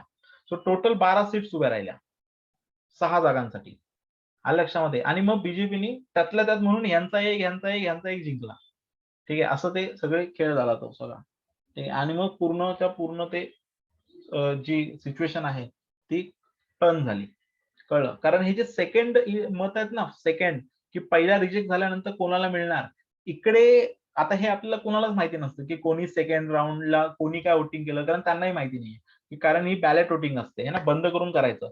फक्त पहिला चॉईस असतो तो त्यांना दाखवावा लागतो त्या कॅन्डिडेटला, बघ मी तुलाच दिलं. Is called a whip. की पार्टी, जर तुम्ही पार्टीचे मेंबर आहात, जर तुम्ही शिवसेनेचे मेंबर आहात, तर शिवसेनेने सांगितलं की वोट फॉर हुमेरा फर्स्ट, तर सगळे शिवसेनेचे एमएलए काय करणार, फर्स्ट कॅन्डिडेटलाच हुमेराला टाकणार आणि ते हुमेराला दाखवणार की सी दिस इज यू, आणि वोटिंग करणार. पण जे अपक्ष असतात, म्हणजे जे कुठल्याच पार्टीत नसतात, इंडिपेंडेंट फाईट करतात, त्यांना व्हीप नसतो, त्यामुळे ते अख्खा गेम गोल गोल फिरवतात. ठीक आहे, वोटिंग इकडची तिकडे करतात. ठीक आहे, सो हे जे कॅल्क्युलेशन्स आहेत ना, ते आता आपल्याला काय कॅल्क्युलेशन मध्ये जायचं नाहीये.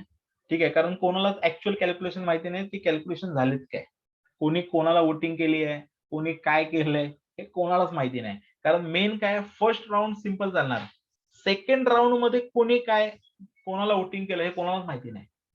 आणि त्या सेकंड वोटिंग कोणाला माहिती नसल्यामुळे जिथे जो जिंकायचा तो जिंकलाच नाही, ते भलतेच मतं कोणाला तरी गोल गोल फिरले. कळलं, इंडिपेंडेंट जे होते त्यांनी कोणाला वोटिंग केली फर्स्ट सेकंड थर्ड ते कोणालाच माहिती नाही. कळलं, सो जे कॅल्क्युलेशन होते की टोटल आपले एवढे मेंबर्स आहेत तर ते कोणाला वोटिंग जाणार, ते सगळे कॅल्क्युलेशन पूर्ण गडबड झाली. आलं लक्षामध्ये? कळलं, असं झालं. कारण बीजेपी कडे किती एमएलए एमपी आहेत माहिती का, 105 आहेत. किती आहेत बीजेपी कडे एमएलए, 105 एमएलए आहेत. ठीक आहे, 15 इंडिपेंडेंट होते त्यांच्याकडे, जवळपास 15 पैकी 10 तर इंडिपेंडेंट त्यांच्याकडे होतेच साईटला. ठीक आहे, बीजेपीने जबरदस्त प्रेशर टाकलं होतं सगळ्यांवरती, तर हे 10 होते. आणि ऑब्व्हियसली त्यांची ती पॉलिटिकल कॅल्क्युलेशन स्ट्रॉंग होते त्यांचे. आणि इकडे काय होतं, इकडे हा 50, शिवसेना 56 होता, पण शिवसेनेचा एक जे एमएलए त्यांची डेथ झाली होती, त्यामुळे ते 55 झाले. राष्ट्रवादीचे एक जण जेलमध्ये आहेत, त्यामुळे ते 53 होते, ते 52 झाले काहीतरी. आणि काँग्रेसचे किती होते एमएलए काँग्रेस? ठीक आहे, एमएलए काँग्रेस सांगतो तुम्हाला. ठीक आहे, आता बघा तुम्हाला सांगतो काँग्रेसचे एमएलए इन महाराष्ट्र, टोटल संख्या त्यांची काहीतरी 30, किती आहेत महाराष्ट्राचे एमएलए किती आहेत? नाही, काँग्रेस एमएलए किती आहेत त्यांचे, आता विसरलो मी. 288.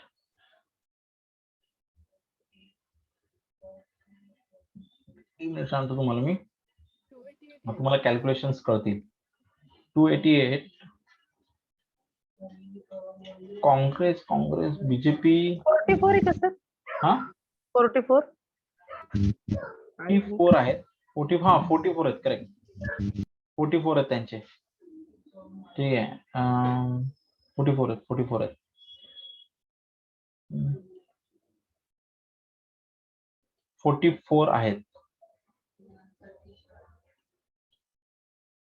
एक मिनिट.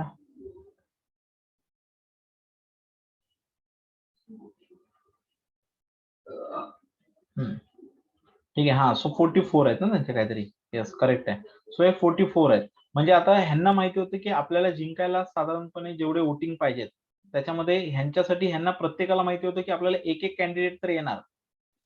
कळलं, एक कॅन्डिडेट तर आपला येणारच. दुसऱ्या कॅन्डिडेटसाठी ह्यांच्याकडे वोटिंगच नव्हती. त्यामुळे जो रिजेक्टेड कॅन्डिडेट आहे त्याची मतं आपल्याला पडतील असं सगळ्यांना वाटत होतं, पण तसं काय झालं नाही. कळलं, सो कारण ह्यांनी पण 6 एमएलए उभे केले होते ना.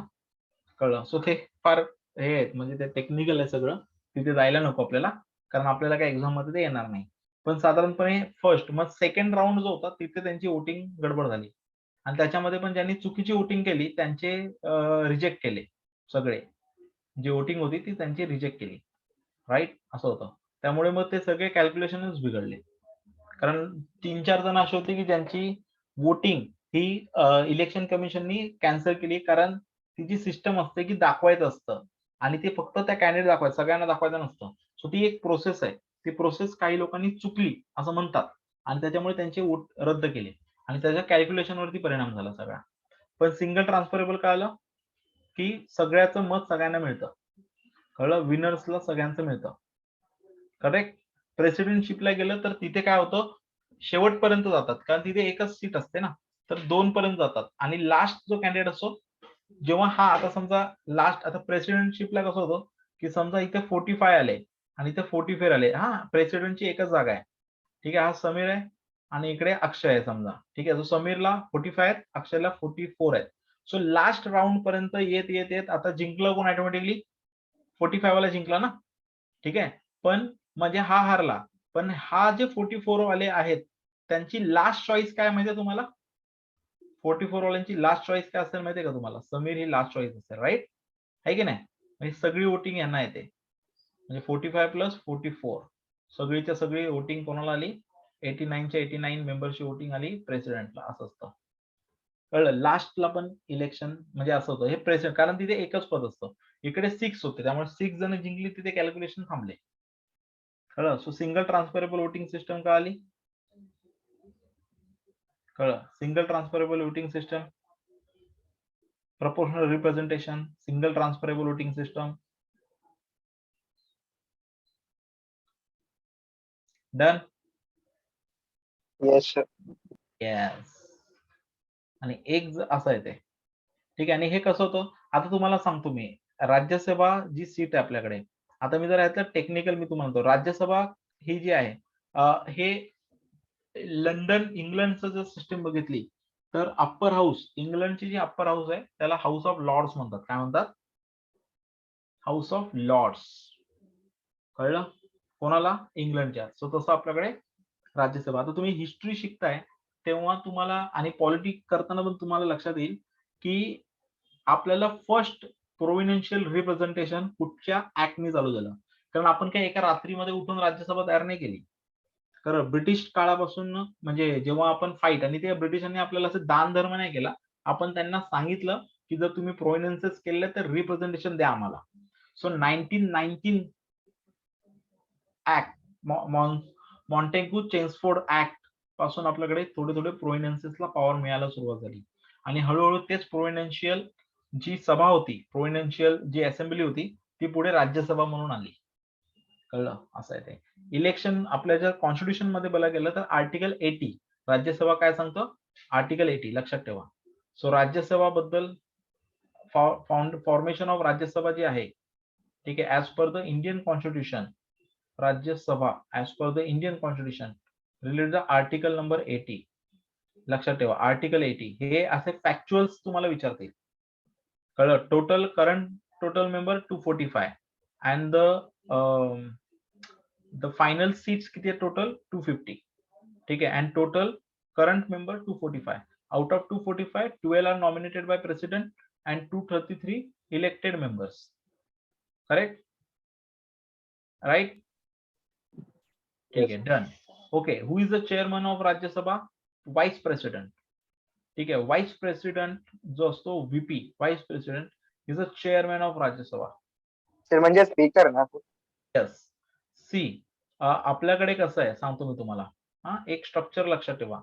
वरती असतो प्रेसिडेंट.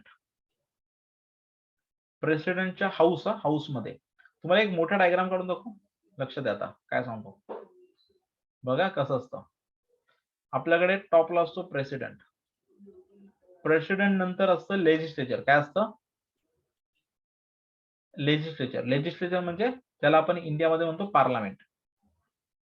वेगळी नाव आहेत. So law making body. Legislature is a law making body. Clear? ठीक आहे. जाऊ नका कोणी नीट ऐका. Second is a executive. ठीक आहे. एक्झिक्युटिव्ह मतलब गव्हर्नमेंट ऑफ इंडिया. ठीक आहे. And the third one is judiciary. In the democracy, judiciary always independent. So they are the main three pillars of democracy. And the president हा एक दुवा आहे सगळ्यांना कनेक्ट करणारा. Is a nominal head. Correct? Is a nominal head. So president is a nominal head कारण तो connect करतो या तिन्ही बॉडीजला. Okay right? तो त्यामुळे president is a nominal head of legislature authority. President is a nominal head of executive. President is a nominal head of judiciary. And he connect. And always president is a first citizen of India also. ठीक आहे. And citizen president is head of the nominal head of the army defence also. Correct? So president हा एक nominated आहे की जो सगळ्याला connect करतोय. काय करतोय? या तीन इन्स्टिट्यूशनला पण कनेक्ट करतोय आणि सिटीजन्सला तो कनेक्ट करतोय. राईट? ठीक आहे. So is a representative, nominal head and nominal representative. Okay, असं असतं. तर हे आहे. सो लेजिस्लेचर मध्ये 2 बॉडीज आपल्याकडे. ठीक आहे, लेजिस्लेचर मध्ये कोण आहे? 2 बॉडीज असतात. ठीक आहे, first one is Lok Sabha which is a house of people, and second one is Rajya Sabha. ठीक आहे, which is house of Lok Sabha found in 1950, Rajya Sabha found in 1952 if I am not wrong. ठीक आहे. So Lok Sabha, Rajya Sabha. Lok Sabha is a representative of people, Rajya Sabha is a representative of state. States. म्हणून we are in democracy ना. So democracy म्हणजे काय? लोकांनी लोकांसाठी, है ना. People, for the people, by the people. Correct आहे. सो म्हणून ही जी एक्झिक्युटिव्ह आहे, गव्हर्नमेंट जी एक्झिक्युशन करते, है ना, गव्हर्नमेंट ऑफ इंडिया त्याला म्हणतो. सो त्याच्यामुळे हेड कोण असतो गव्हर्नमेंटचा? इथे प्राईम मिनिस्टर असतो. Prime minister and council. Correct आहे. सो ही प्राईम मिनिस्टर अँड काउन्सिल ही इलेक्ट कुठून होते? ठीक आहे, Lok Sabha elect prime minister and council. Lok Sabha elect prime minister council. The member कोणी असू शकतो, ते सांगू शकतात, समीर सर तुम्ही या प्राईम मिनिस्टर पदासाठी तुम्हाला आम्ही उभं करतो, किंवा तुम्हाला फॉरेन मिनिस्ट्री देतो, तुम्हाला काही देतो, ते कोणाला उठवू शकतात. ठीक आहे. सो प्राईम मिनिस्टर म्हणजे ही जी काउन्सिल असते, तर ते मेंबर लोकसभेतून असतील, राज्यसभेतून असतील, किंवा कोणी असू शकतात. ठीक आहे. जर कुठलाही असला तरी तो लोकसभा और राज्यसभेचा मेंबर त्याला नंतर within 6 month he should be the member of Lok Sabha और राज्यसभा. ठीक आहे. पण लोकसभा किंवा राज्यसभेतली जी लोक असतात, ठीक आहे, नसेल तर 6 महिन्याच्या आत बनायचं असतं, त्यांना ते एक्झिक्युटिव्ह मध्ये बसवतात. So who elect the executive? Basically Lok Sabha. Lok Sabha elect the executive. Okay. So तुम्ही काय करता? तुम्ही गव्हर्नमेंट निवडता का? नाही. तुम्ही सोनिया गांधीला निवडून दिलं, सोनिया गांधीला प्राईम मिनिस्टर बनवून दिलं, त्यांनी काय केलं? मनमोहन सिंगांना प्राईम मिनिस्टर बनवलं. राईट. इकडे तुम्ही डायरेक्ट मोदींना जरी निवडून दिलं तरी तुम्ही स्वतःहून डायरेक्ट मोदींना निवडून दिलं का? नाही. तुम्ही तुमचे रिप्रेझेंटेटिव्ह निवडले तुमच्या एरियातले. सो तुम्ही लोक काय करतात माहितीये का डेमोक्रेसीमध्ये? People has the power only elect the representative of people. Then representative of people elect prime minister and council. That's why Prime Minister and Council is responsible for the Parliament, specifically Lok Sabha. It is a parliamentary democratic system. It is a, and judiciary is a independent. ठीक आहे. That is the Prime Minister Council. Correct? ठीक आहे. So इथे president असतो. So आपल्याकडे काय केलं? Vice president हे पद का तयार केलं? कारण व्हाईस प्रेसिडेंटचं मेन काम काय असतं माहितीये का? की प्रेसिडेंटची जी सीट आहे ती रिकामी नाही राहिली पाहिजे. कळलं? ती वॅकंट नाही राहिली पाहिजे. म्हणून इफ द प्रेसिडेंट डेथ, तर vice president become a president. Vice president just rule as a president, not become a president. पण विथिन अ 6 मंथ तुम्हाला प्रेसिडेंट इलेक्ट करावा लागतो. ठीक आहे. तिची टेम्पररी वॅकंट असतो, टेम्पररी वॅकंट, ती फक्त व्हाईस प्रेसिडेंट मिळतो. सो समजा प्रेसिडेंट हा आता सीट वरती आहे, प्रेसिडेंट हा ऑफिस मध्ये आहे, व्हाईस प्रेसिडेंट काय करणार? घरी जाणार नाही. म्हणून त्याला काय दिलंय? एक्स्ट्रा काम दिलेलं आहे, राज्यसभा चेअरमन. कळलं? म्हणून आपल्याकडे राज्यसभेचं चेअरमन बनवलंय. त्याला काय बनवलंय? राज्यसभा चेअरमन. ठीक आहे. म्हणजे स्पीकरचं काम दिलंय. म्हणून आपल्याकडे प्रेसिडेंटला 2 प्रेसिडेंट, ठीक आहे, इकडे लोकसभा, इकडे राज्यसभा. सो राज्यसभेचा जो स्पीकर आहे त्याला केलाय व्हाईस प्रेसिडेंट. ठीक आहे. So vice president equal to speaker of Rajya Sabha. म्हणून लक्षात ठेवा, आपल्याकडे व्हाईस प्रेसिडेंट जो असतो ना, त्याला ऍक्च्युअली व्हाईस प्रेसिडेंटला कुठलाच पॉवर नाहीये. माहिती तुम्हाला? इंडियाच्या व्हाईस प्रेसिडेंटला there is no single responsibility and there is no single power to the vice president of India as a vice president. ठीक आहे. काहीच पॉवर नाहीयेत त्याला. सो त्याला कुठल्या पॉवर मिळतात? When vice president of India जेव्हा प्रेसिडेंटच्या साईटवर जाऊन बसतो, तेव्हा त्याला प्रेसिडेंटच्या पॉवर आणि प्रेसिडेंटच्या रिस्पॉन्सिबिलिटी मिळतात. कळलं? जेव्हा प्रेसिडेंट देशात असतो, त्याच्या ऑफिसमध्ये असतो, तेव्हा व्हाईस प्रेसिडेंट काय करतो? स्पीकरच्या जागेवर येऊन बसतो. And then vice president enjoy the power and responsibility of speaker. So as a vice president he has no power and responsibility. Correct? असं आपली सध्या पार्लमेंट चालते. आणि ही आहे आपली राज्यसभा इलेक्शन. कळलं? राज्यसभेमध्ये का पॉवर लागते? कारण समजा लोकसभेमध्ये आता एवढी फाईट काय करतात सगळेजण? कारण लोकसभेमध्ये बीजेपी आहे एक्झाम्पल, आणि राज्यसभेमध्ये काँग्रेस आहे किंवा नॉन बीजेपी मेंबर्स आहेत. काय आहेत? काँग्रेस और नॉन बीजेपी मेंबर आहेत. राईट. सो मला सांगा, आता बीजेपीनी इकडे यस म्हटलं एखाद्याला, तरी इकडची लोक काय म्हणणार नो. हा, सो येस आणि नो नी बिल पास होतील का? सो जर प्राईम मिनिस्टर्सला किंवा गव्हर्नमेंटला जर पॉवर दाखवायची आहे देशात, तर त्यांना दोन्हीकडे लोकसभा ऍज वेल राज्यसभा दोन्हीकडे पॉवर पाहिजे, तर त्यांना येस येस मिळेल आणि त्यांना हवे ती बिल पास करून घेता येईल. आलं लक्षामध्ये? म्हणून त्यांचा प्रयत्न राहतो. त्यामुळे भारतामध्ये जर तुम्हाला पॉवर दाखवायची असेल सेंट्रल गव्हर्नमेंट राहून, तर प्राईम मिनिस्टर होऊन चालत नाही किंवा लोकसभा हातात असून चालत नाही. तुमच्याकडे लोकसभा ऍज वेल राज्यसभा दोन्ही मेंबर पाहिजेत. आणि जर तुमच्याकडे राज्यसभा पाहिजे असेल तर तुम्हाला स्टेटचे इलेक्शन जिंकायला पाहिजे. विचार करा. त्यामुळे भारतामध्ये हुकुमशाही करणं सोपं नाहीये. ऑटोक्रॅसी चालवणं शक्य नाहीये तुम्हाला. कारण एके वेळेला तुमच्याकडे लोकसभा पण आल्या पाहिजे आणि त्याच वेळेला 29 स्टेट्स पण तुम्ही जिंकले पाहिजेत. It is not possible. कळलं? So that's why prime minister और गव्हर्नमेंट ट्राय की one election, one nation, one election, which is very very risky. का? कारण एका दणक्यात सगळं करा आणि पूर्ण पॉवर हातात घ्या. सो कुठलीही गव्हर्नमेंट असली तरी ते विच इज रॉंग. त्यामुळे आपल्याकडे असे मल्टिपल इलेक्शन असतात. त्यामुळे काय होतं की कुठल्याही गव्हर्नमेंटला दादागिरी नाही करता येत. कळलं? कारण हे इलेक्शन झालं की ते इलेक्शन, ते झालं इलेक्शन. तुम्हाला ऍटलिस्ट लोकांशी खोटं बोलावं लागतं. आहे की नाही? असं असतं. Done. Yes. Citizen of India, all citizens. Yes, sir. Yes sir. ठीक आहे. सो थांबूया आपण इकडे. ह्याच्या रिलेटेड तुम्ही तुमच्या बुक्स मधून एम लक्ष्मीकांत मधून वाचा. तर तुमच्याकडे जे कुठलं पुस्तक असेल त्यातून राज्यसभा वाचा. आय डॅम शुअर राज्यसभेवरती यावर्षी एकतरी प्रश्न तुम्हाला एक्झाम मध्ये शुअरली येणार. Factual as well as conceptual. Okay. Sameer sir, हा बोला. सर ऐका ना, जेव्हा हे राज्यसभेचं इलेक्शन झालं त्यानंतर शिवसेनेचे खासदार संजय राऊत यांनी बाहेरून येऊन पत्रकार परिषदेमध्ये ज्या अपक्षाने त्यांना मतदान नाही केलं त्यांची नावं घेतली. मग सर हा गोपनीयतेचा भंग नाही झाला का सर? काय झालं? हा, बाहेरून बोलले ना, ते बोलू शकतात तसं की मला वाटतं की यांनी असं केलं. मग सर पण हे नाही बोलले ते, कळलं गुप्त तुला? मतदान असतं ना सर यामध्ये, सर कोणी कोणाला मतदान केलं अपक्षांनी, मग या त्यांनी गुप्तनेत्याने आरोप केला ना. हाऊस मध्ये बोलले असते तर ऑन रेकॉर्ड असतं. हाऊसच्या बाहेर बोलले ना ते. तो आरोप झाला. ओके कळलं? असं. Okay sir. ठीक आहे. Done. Tata. Bye. Thank you sir. Good night.